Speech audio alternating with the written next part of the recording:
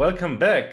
This is our final session, apparently. Wow, this was I remember we started and dug into the data sheet and everyone and everything, and wow, finally, suddenly we reached to the end.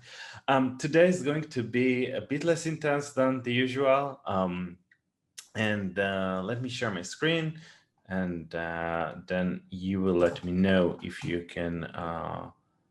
What happens here? Okay, so screen sharing on. You should be seeing the screen with the document, the standard document that we use every week. So I will open the chat and let's see. Can you see my screen? Hey, Nekari. Good to see you here.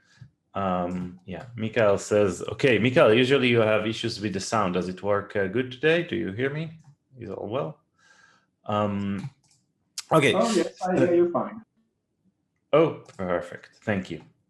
All right. So the first thing we are going to do, there is the final project that we will, some of you, those of you who want to get the certificate will have to work on it. And the deadline is the end of March 31. And I was really happy to see that some people have already started working on it. So today the audio is broken for Justin. I hope it's not for everyone, just for Justin. There is a lot of discussion. You can see here the Discord, the AVR internals channel. So people are asking questions and starting to work on their projects, and that's great. I love seeing your question, and I try to help as much as I can. I think one other point which I really liked is to see how people are already using GDB that we learned about in the last session. So they are using GDB to debug their code and understand what's wrong, which is really, I love seeing this. So thank you for sharing what you're doing and your progress with me. We did this GDB last time, and some people wanted to know how I got GDB to work in the browser. So I spent a week writing a blog post about it. So this is the blog post. We are not going to read it now, but I will share the link if you want to have a look later. So you can see how it was done behind the scenes. Let me just close Discord, otherwise I will get distracted. Okay, and one final, we can close this as well. One final update, some new feature that will be probably useful for you. So before, if you had an issue with the assembly code in Wokwi, let's write a test function. So test and just returns. So if we run this code, it compiles and everything is fine, great. But if we had an error like hello, which is an invalid opcode, we had to open the console to see that. And starting from yesterday, it actually shows that in the editor, the error. So something useful for you. And if while working on the project, you see that there is some feature that will make your life easier, just let me know. And I will do my best to edit like I did here. So that's about what's new. And one comment that I received since last week, I think it's here. Mikael said that he needed some information about the register versus IO space registers in and out instructions, and I'm going to resolve it. Actually remove this suggestion, but I'm going to just implement it. So some people who already started working on their projects asked me about this as well. So that's what we are going to start with today, learning about the IO register space of the AVR. So let's go back to the datasheet, and there is this nice section about the AVR memories. And we visited it in the first session when we talked about the program memory versus the data space. But I think we mentioned that there is also an iOS register space, but we'll get into it later. So now this is that later. Now we are going to get into it. And there is this data memory map, which tells us how the data address space is, what it looks like how it's split into regions. So you can see there is these 32 registers at the beginning, and we'll talk about that in a moment. Then there are like those 64 IO registers, 116 extended IO registers, and only then at 100 hexa, this is where the internal SRAM is mapped.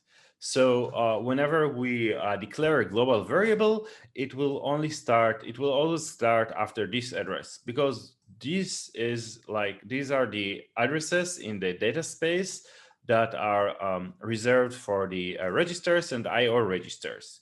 So for instance, port D, DDR, D, and all of those are either in this place or that place. Like they are specifically the port ones are in this first bank of 64 IO registers, but other I think timer 1 registers, for instance, are here. And there is an interesting thing. Those 64 IO registers, they can be accessed in two different ways. So we can access them with using this data address space, or we can use very specific instructions that access them using a different address space. So here their address is always, the addresses start from 20 hexa, but if we look at the IO memory, we can see that this paragraph explains it all. Basically, it says that all blah blah, all the IO and peripherals are placed in the IO space. And all the IO locations can be accessed by LD, LDS. We already know LDS and STSTS instructions, transferring data between 32 general purpose working registers, so R0 to R31, and the IO space. So we can use the same instructions as we use to access the data space, but those spatial registers, only the first 32 ones, are also directly bit accessible using those two spatial instructions, SBI and CBI, set bit IO and clear bit IO, and we'll see them in a moment. In these registers, the value of the single bit can be checked using SBIS and SBIC, and then refer to the instruction set for more instruction. And then if we use two specific instructions in and out, we can even use them for all the registers from 0 to 3F. So that's 64 registers that we can access using those instructions. And then they say when we are addressing those IO registers at the data space using the LD and ST instructions, we have to add 20 hexa. So that's a pretty complex way to say the following. Basically, we have many IO registers, and then first 64 IO registers can be accessed in two different ways. So we can access them using the data space, so that's LDS, SDS, etc., or we can access them using IO register space instructions. And there are exactly, I think, 6 instructions, so in and out, which are like the most popular ones. And then there is also, I think they mentioned here, SBI, CBI, and SBIS, SBIC, SBI, CBI, SBIS, SBIC. And those ones can access all 64, and those only first 32. And it's pretty arbitrary, so just consult the datasheet to remember what can be accessed. And then if you need any of the remaining IO registers, you can only access them this way. So if you just write code, you don't need to care about this. You can just use this always, and it will work. You don't, like, these instructions, they let you do something that you already can do with the other instructions. But if I'm not mistaken, let's check do I have the instruction manual? So for instance, LDS takes 2 cycles, and let's check about in. I'm not sure in, which is reading from an IO register. Where is it? In. So in takes only 1 cycle, so it's faster. So if you want to take advantage of those registers of those function faster instructions, then you can use them, but they are totally optional. And I think for starters, let's see what happens when we just do something like that in C. So if we set port D to FF, that will turn on all the LEDs. And if we look at the disassembly, view compiled assembly code listing, and we look at, so we can see that the compiler generated an out instruction for us. So this is the equivalent code. So the compiler uses the out instruction because it knows it runs faster. And let's just see what call test. This is C. So let's call our function, and we need to declare it. So extern C void test. So that's our assembly function, and then we can copy those instructions. Just copy this value. So this is one way to do it with out. This is blinking, by the way, because of the loop. Let's remove it so it doesn't confuse us. Okay, perfect.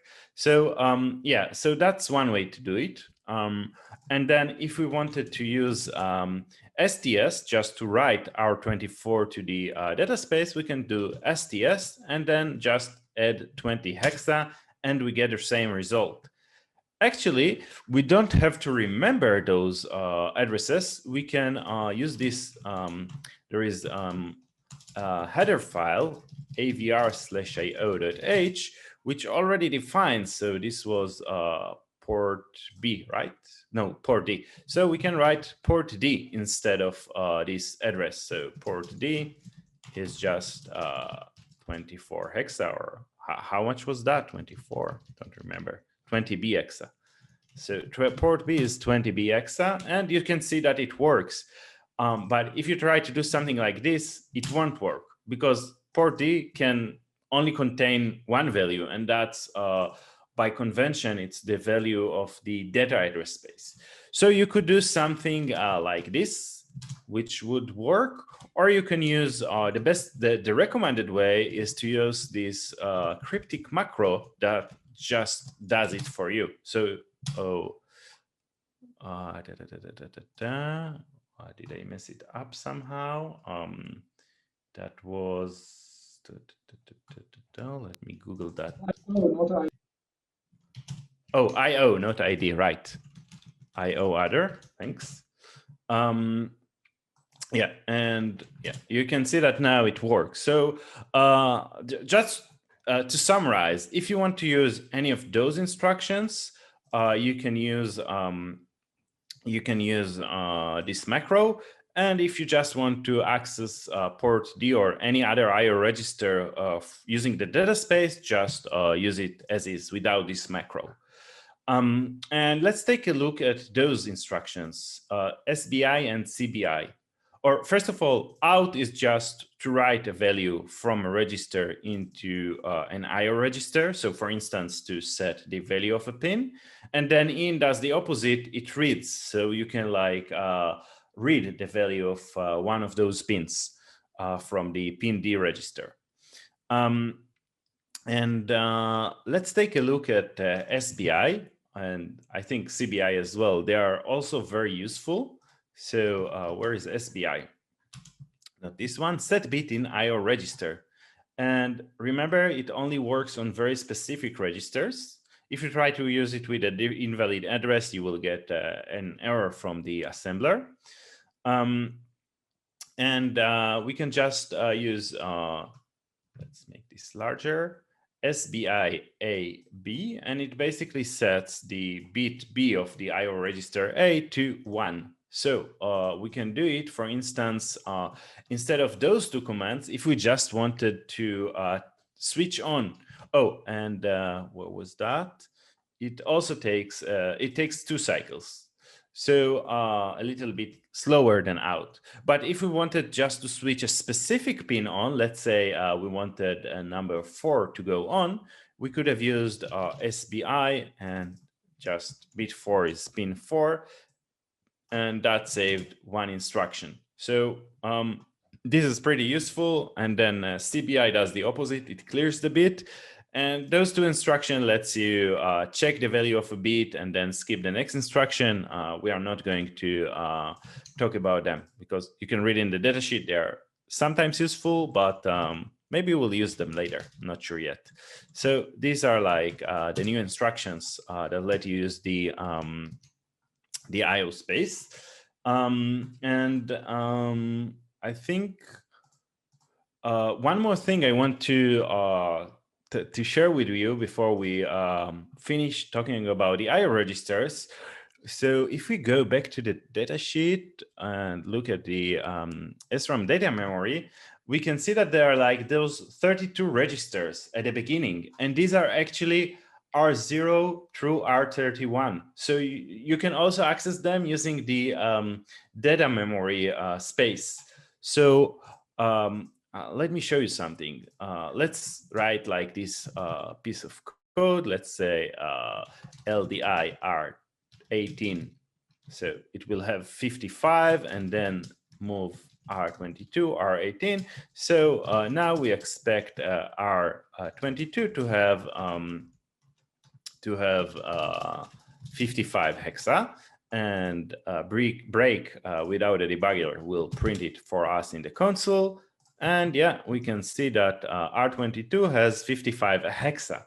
But I can also do the same if I just call STS and store the value of R18 into location 22 in the data address space. So let's try that. And I'll just clear the console so you can see that there is no different. You can see that R22 has 55, and we can have fun with that. Like, let's say we want 20 and 21 also, just so you see. So you can use, like, there is no reason to do that, but just so you know that the data space also includes those 31 registers that you usually access using the specific instructions. Most of the instructions just manipulate those registers, but you can also access them using the data space if you want to.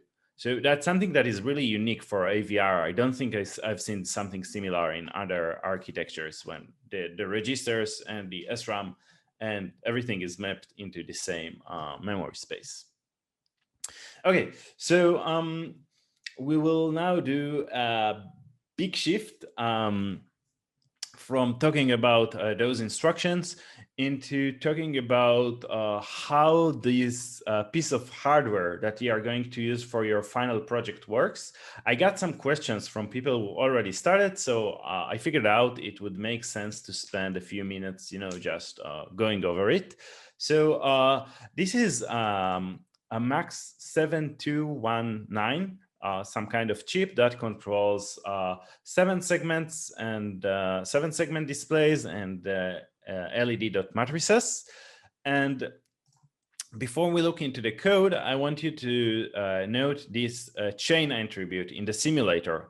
So usually those chips are chained together to form larger displays. And this is a very common form. If you want, I can check in the Q&A. I think I have a physical one that has 4 segments like here. And the chain says how many segments we have. So I think in your template, there are only like 2 segments, but you can go for 4 or 6 and even 100 if you really like. It works, but let's not get that crazy. So now I have declared a chain of 10, and let's see how the protocol for this works. So the protocol for this is just SPI, and the wires are already connected, so we don't have to worry about it too much.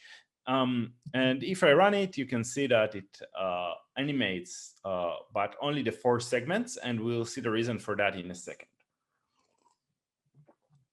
So, Mikhail, I will keep this answer about the vector table for later, but in a short, the vector table resides in the program space, but not in the data space. But just ask me in the Q&A and I will explain that better. Anyway, so the C code that controls this, and you'll probably want to do the equivalent with assembly. We first of all initialize the SPI, and then we do a bunch of things. And I will actually remove those for a moment. So, you know, just to show you the basics. So the first thing that we do, we start a transaction. Whenever we want to change something here, we start a transaction by setting the CS pin, that's pin 10, CS, to low, and then we end it here, end a transaction. Now, you know, we defined the number of segments. So in this case, we have 10 segments. And the transaction includes pieces, let's call them frames. So 2 bytes per frame, or 2 bytes per segment. So each segment gets 1 chunk of 2 bytes. So the first 2 bytes that we will write, that would be, what was that? SPI.transfer, I think.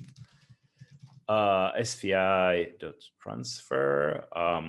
And then we are sending 2 bytes. So the first byte is the row address. So either first row, second row, etc. So from 1 to 8. It's not 0 based, it's 1 based. So if we put here 0, it just skips the next byte.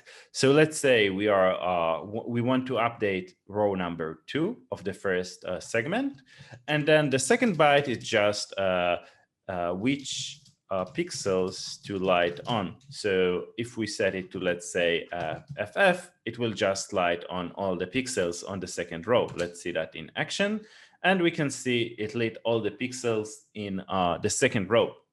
And then the next 2 bytes that we send with SPI.transfer will actually go to the next segment. So we can tell it, let's say we want this time segment row number 4.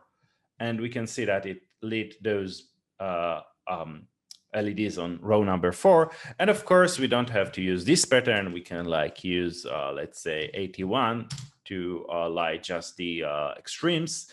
And as long as you go, like if I just copied it again and again and again, then you would see the same pattern repeating on all the segments. But what happens if I want to just update 2 rows of the first segment? So basically, I can do something like this. Let's say I don't care about the rest of the segments right now. I can just, you know, write the first the first row that I want to update, and then I can just do another transaction, and I can say in this second transaction I will update row number 4, and let's set it to 55 just for an interesting pattern. And let's say I wanted to update only segment number 4. I could do it by just, you know, sending zeros. So for the previous segment, so the first byte should be 0, then the second one can be 0. It doesn't really matter. So if I send 3 more groups of comments, so you can see now it updates segment number 4. So to recap, each transaction sends 1 command per segment, and each of those commands is 2 bytes, and they update 1 line. And if you want to update multiple lines, then you need to issue multiple transactions. And if you want to just change a specific segment, then you can send zeros all the way to that segment. And that's basically how this piece of hardware works. And one more important note about a simulator. in the simulator, if you use SPI, it works. But if you don't use SPI and you try to bit bang it, then this part doesn't know yet how to decode bit banged SPI. It will probably be fixed in a few weeks, but right now it doesn't. So when you do your project, that just use the hardware SPI peripheral of the 80 mega, and I think it's like a good opportunity to see how you can get along with the datasheet. And you see there are like all the registers here, so the SPI is not too complex. That's about this MAX7219 display. And of course, if you have any questions, just hit me on the Hackaday chat or Discord, and I will be glad to help. So this is that demo. By the way, you have this link also in the end of the document here. That's the SPI code example. And where was that? That was here. And if you run it, you can see like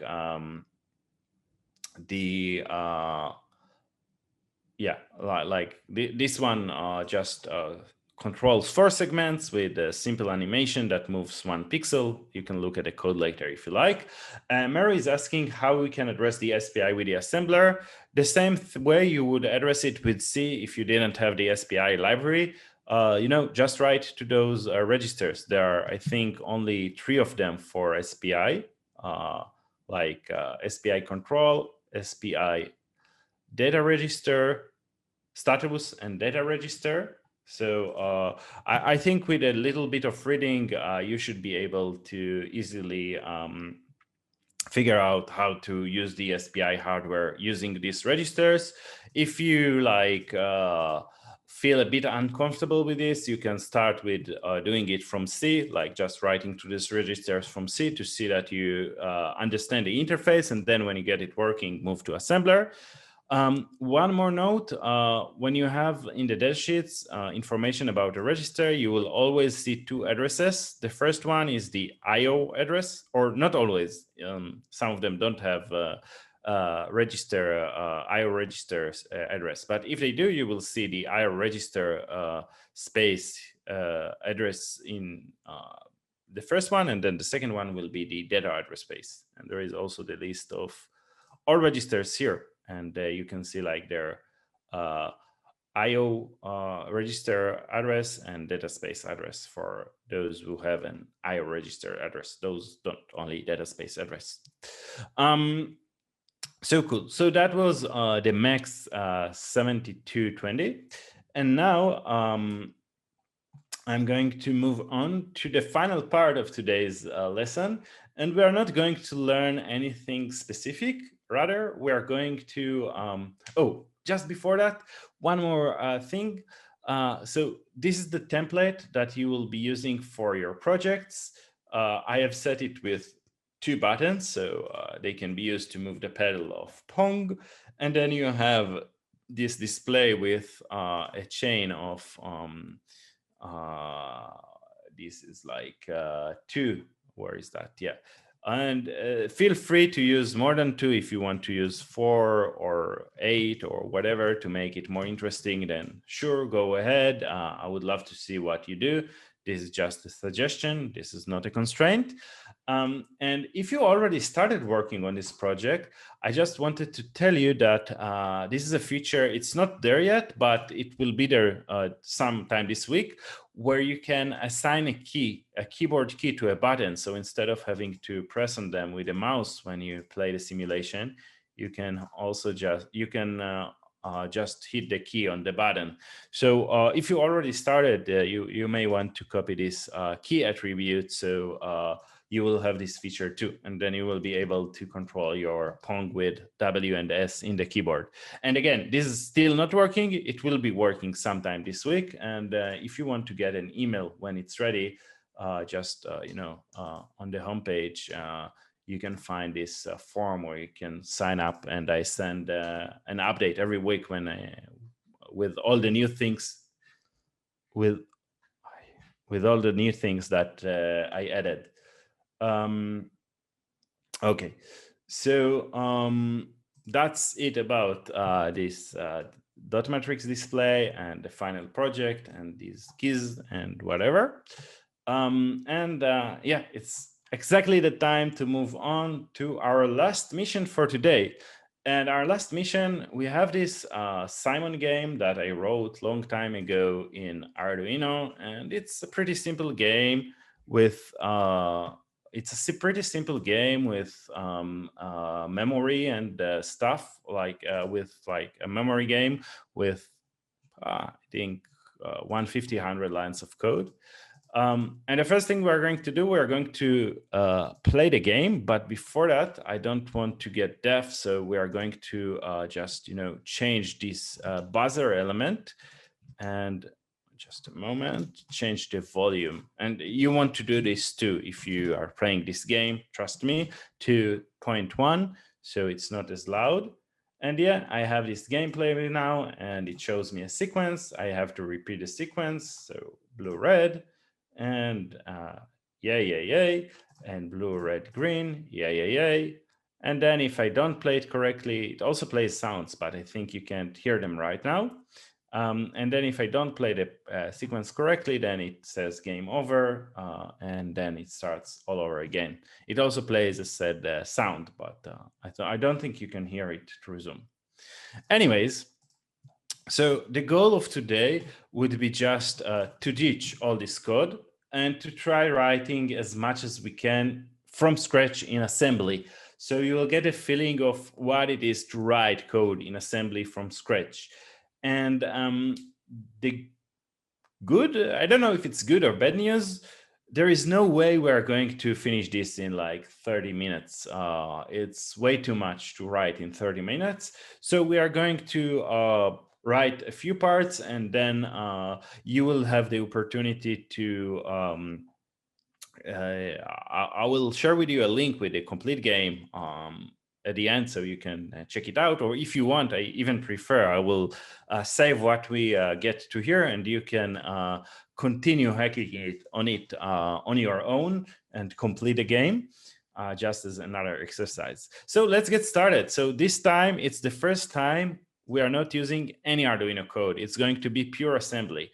So the first thing we are going to do, we will just create a new assembly file, simon.s, no code, removed all the code from the ino file, and let's declare the main function. Since we no longer want to use Arduino, we just declare our own main function. And basically, this means that the runtime, the C runtime, will just call our main function, and there will be no C code included, no setup, no loop, no need to worry about it.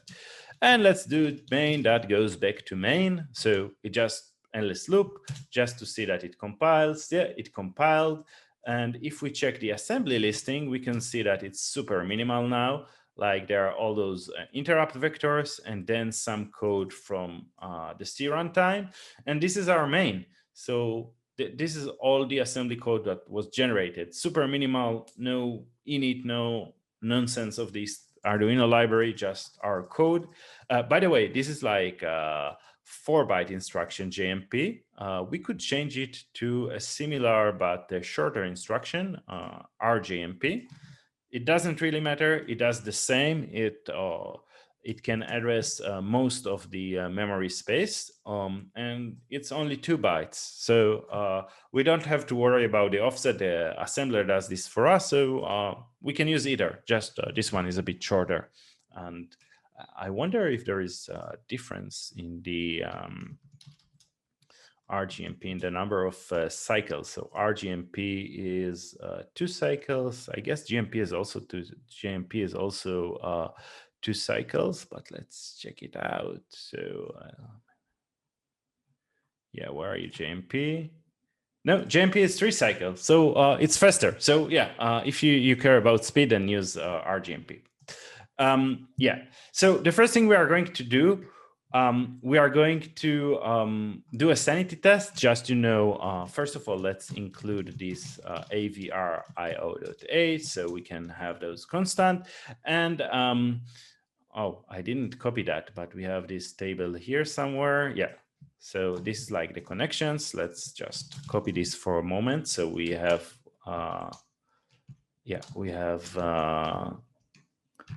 this reference. So basically, this is PD2, PD3, PD4, PD5. We are not going to do the buzzer. It's just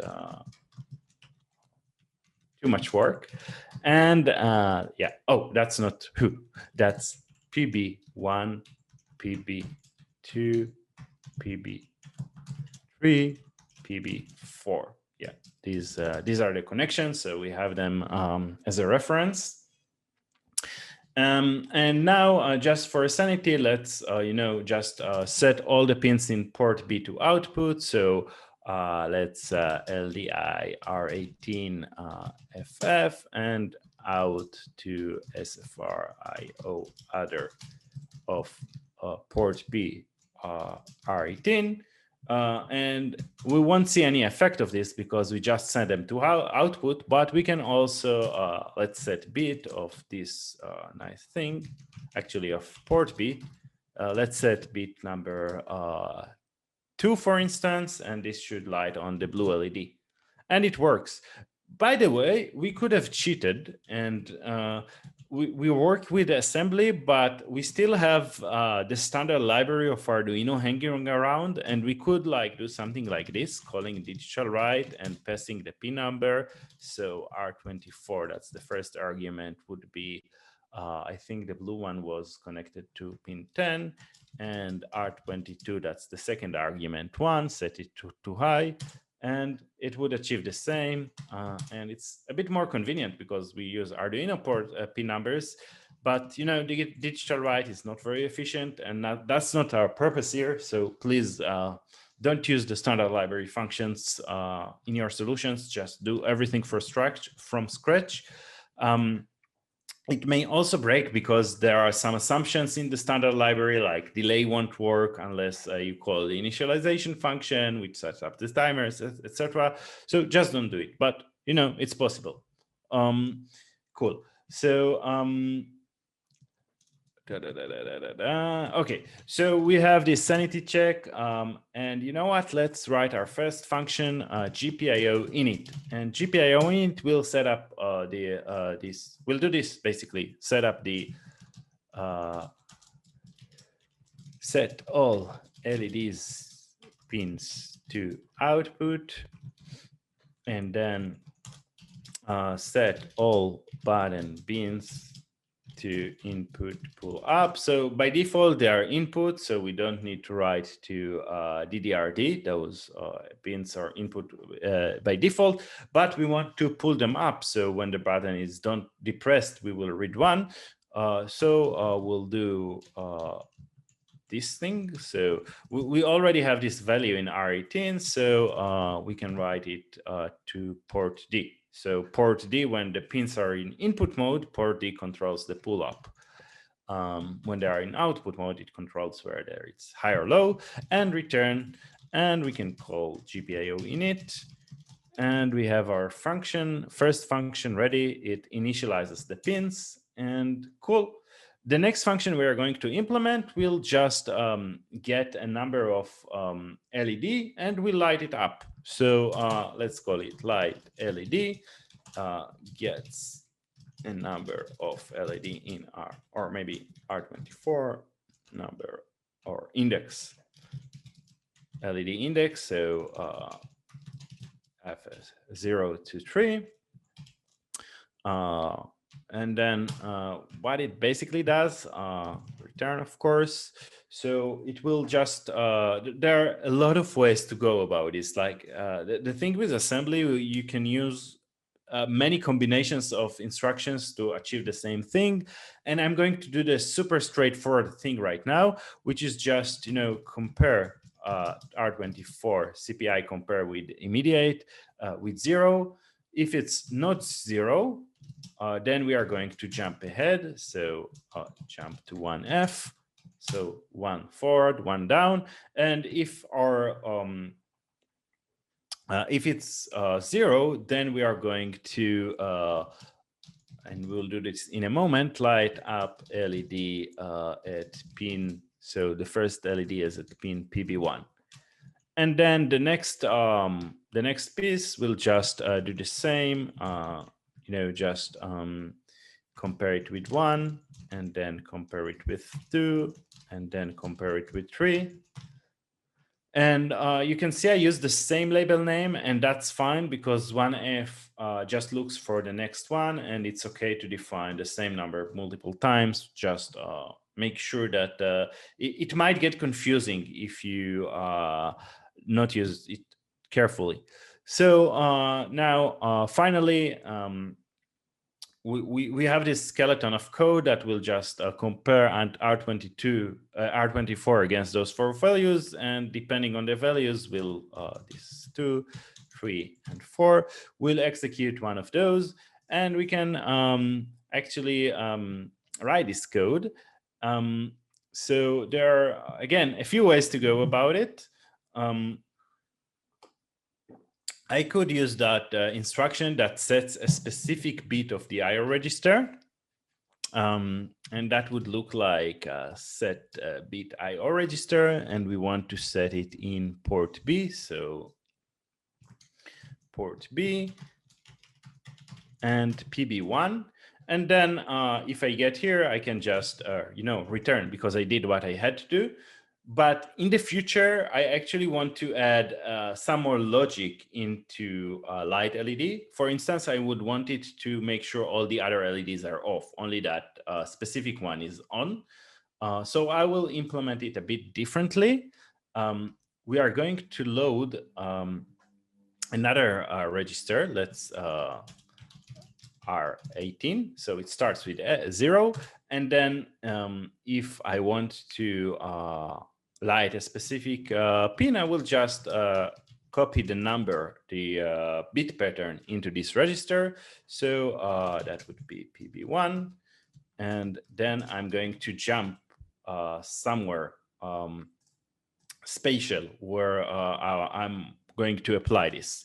So I'm going to jump to, or R jump, because we have seen it's nicer, to 2, number 2. And this is number 2. And number 2 will basically, for now, we'll just out this to port B. So port B, we want to out the value of R18. Yep. And then we can repeat this. So this is for PB2, and this is for PB3, and this is for PB4. Yeah, PB1 to PB4, yes. And if it's not equal, then skip. Yeah, we could have probably removed this label and just, BRNE to 2F, but, just to keep it consistent, that should also work. And then since I'm initializing this to 0, if we pass an invalid number, it will just skip here, skip here, skip here, skip here, and just turn all the LEDs off. So that's one of many ways to achieve this. And we have the function. Let's check. The code compiles. And now, instead of calling SBI, let's try our function. So let's LDI into R24. 0 should be the yellow, the first one. Let's see if it works. Yep, yellow works. Then this one, then that one. Yep, so we have our first function that takes an index of an LED and lights it up. And we could have done this in so many ways. Like we could have created a lookup table and then use that, or you have seen like the other approach with calling SBI to turn off on the specific bit and then return. But here we have it working, and that's what's important for now. And the next thing we are going to do is to read inputs from the patterns. So we are going to declare a readBTN function, and readBTN waits. So waits until some button is pressed returns the index 0 to 3 in R24. By the way, we don't have to use the same conventions as the GCC ABI, but it's convenient because they are already there. So in my code, I always stick to those conventions, but you don't have. You can come up with any convention that you like, as long as you are the only one who is writing the assembler code. Then you can also use, like, instead of this underscore case, you can also use camel case for function names. So whatever you like, it's up to you. And same for like how you pass and return values, etc. Okay, so read button. So we want to read from those pins. This is port D. So we can do it in many ways. And you know what? I'm actually going to use this instruction that we mentioned, but we haven't talked about, which is SBIS. Skip if bit in IO register is set. So this instruction tests a single bit in the IO register and skips the next instruction if the bit is set. This instruction operates on the 32 lower IO registers. And I know that the input register for port D, that's pin D, so pin D, is less than 31, but you can see it in the datasheet. And then since those are pull-ups, they will read 1 if the button is not pressed, or 0 if it is pressed. So what I'm going to do, I'm basically going to do this. I'm going to look at this specific bit of the pin D, so this IO port input register.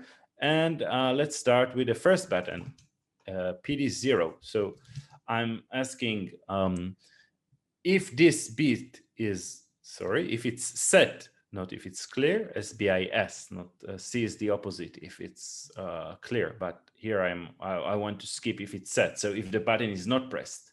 So if the button is not pressed, then I'm just going to skip the next instruction. By the way, this is interesting instructions.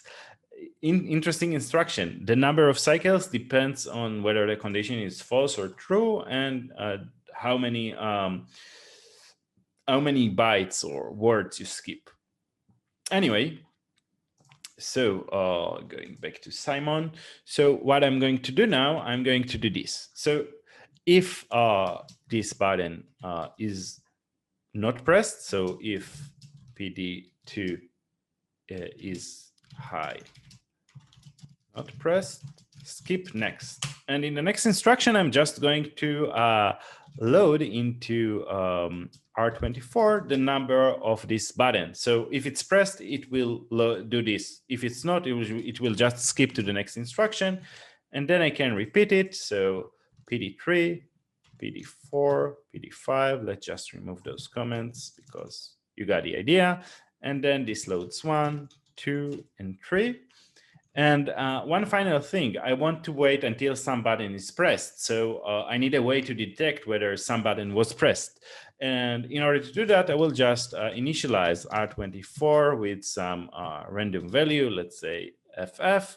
And then at the end, I can say compare R24 with FF.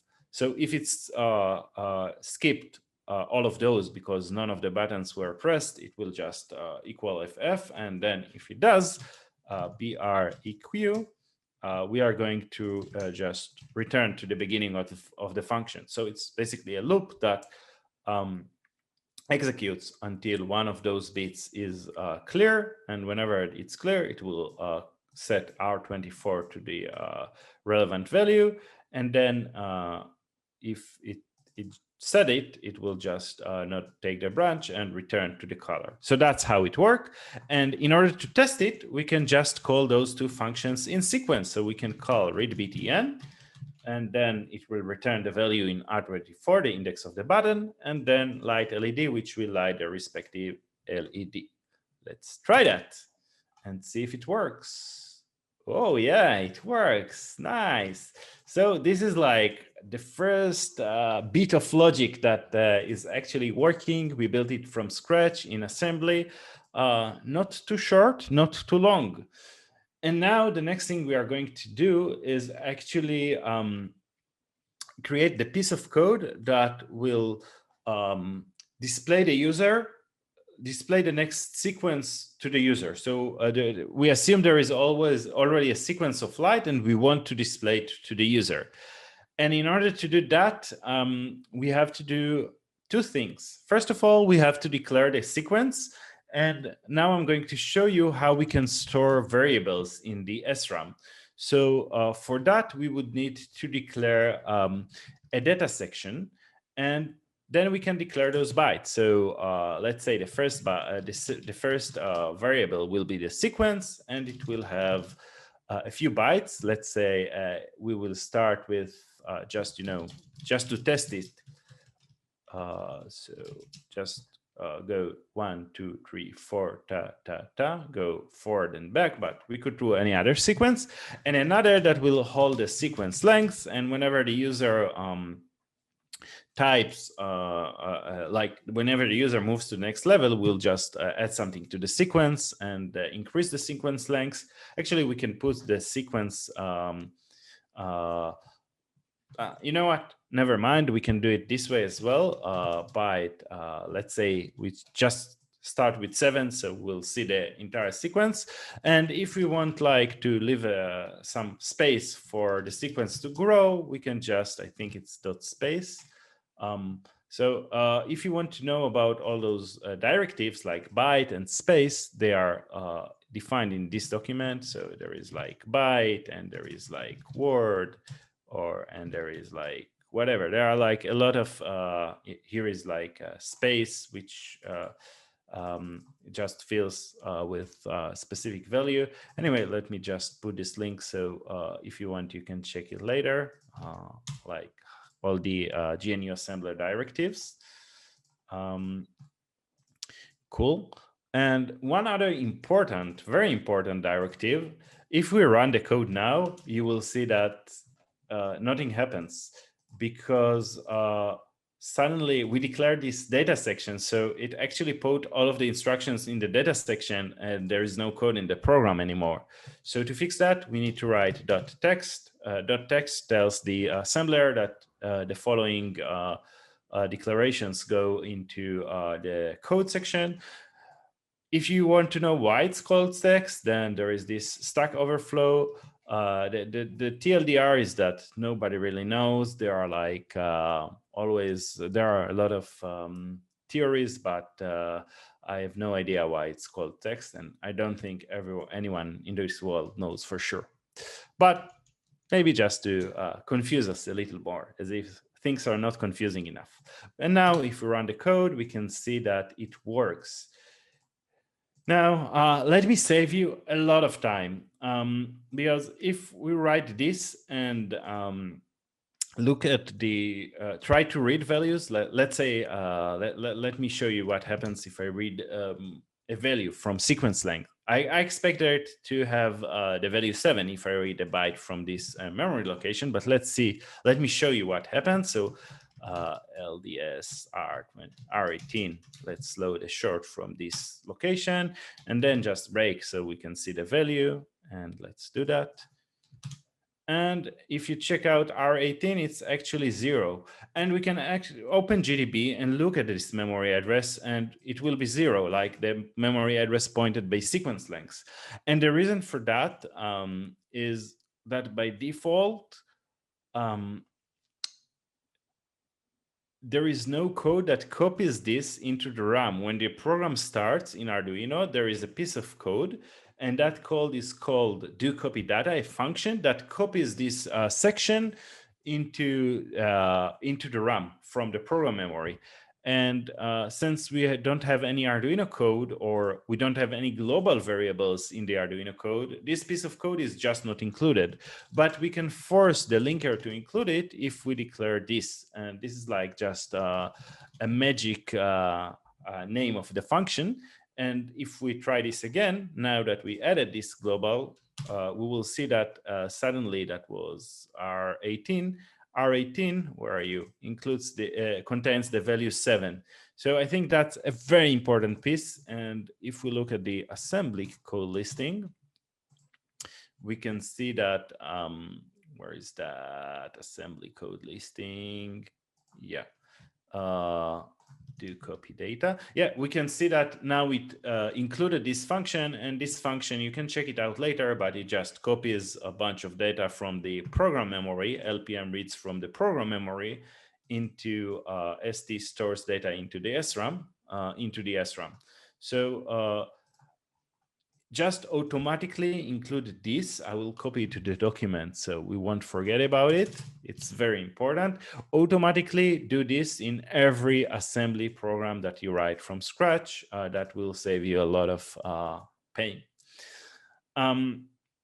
Okay, so now we have those variables in memory. Let's try to implement play sequence real quick. So play sequence just does this. We want to load the sequence lengths into some register. So load, let's say, into R18, because we love R18, so sequence lengths. And then we want to loop as many as sequence lengths by. So we will just decrement R18. Let's do a loop here. So 1. And then BRNE. So if it's not 0, we will jump backward to 1. So that will loop sequence lengths bytes. And then we are going to use a new instruction here to load the next number from the sequence. And that instruction is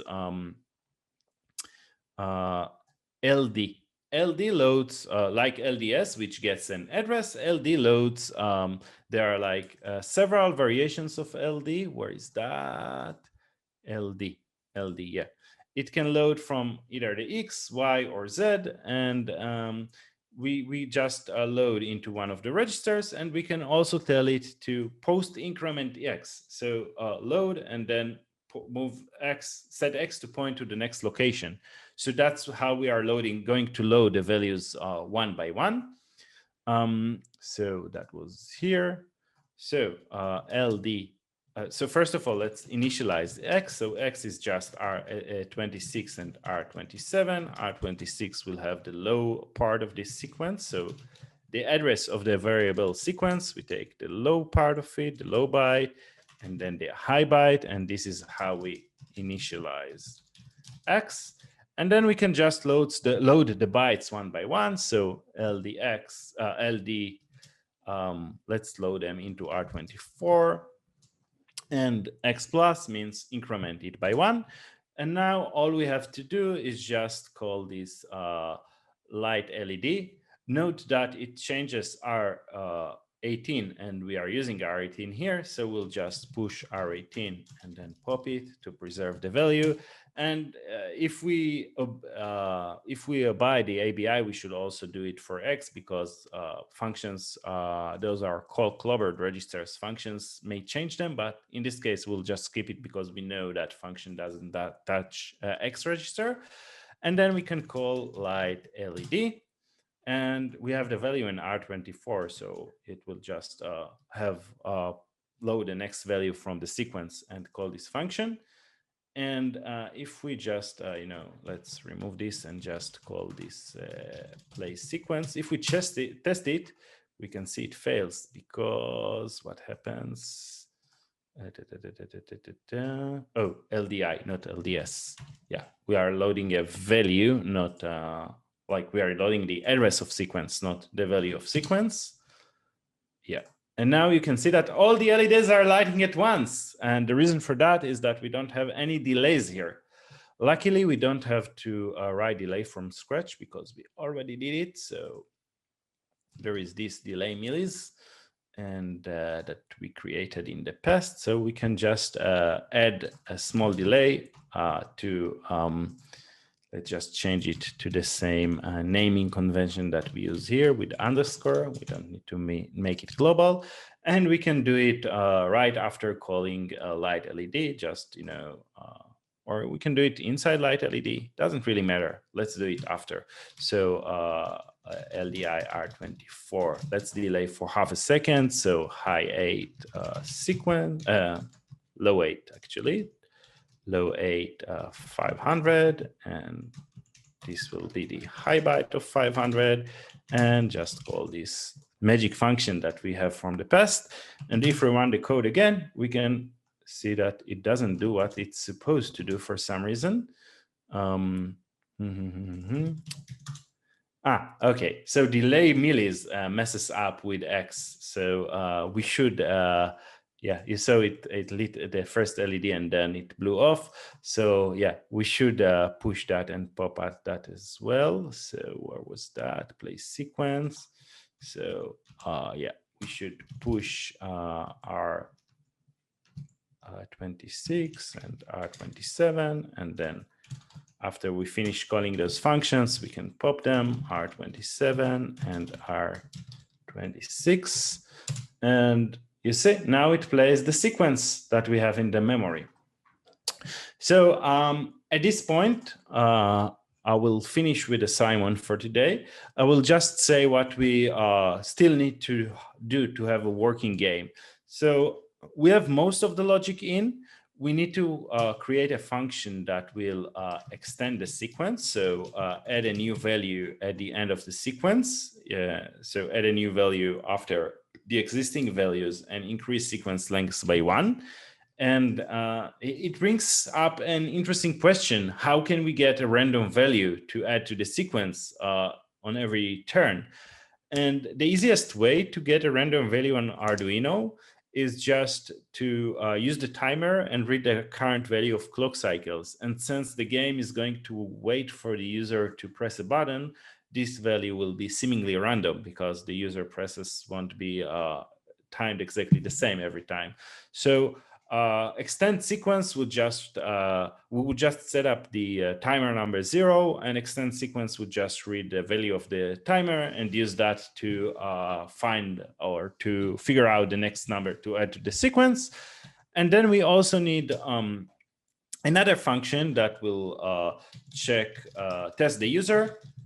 And this function will just call read btn repeatedly. It will go over the sequence similarly to what we did here, call read btn repeatedly, and just compare the value, the button that the user pressed with the current sequence item. And if there is a match, it will move on. Otherwise, this is a game over. We reset the sequence and go back to the beginning. So that's the missing part. I guess if we had like 30 more minutes or so, we could implement it. But I think I showed you the most important parts of writing assembly on your own from scratch. So I think now you should have mostly everything that you need to do it for the final project. And with that, let's move to the Q&A session.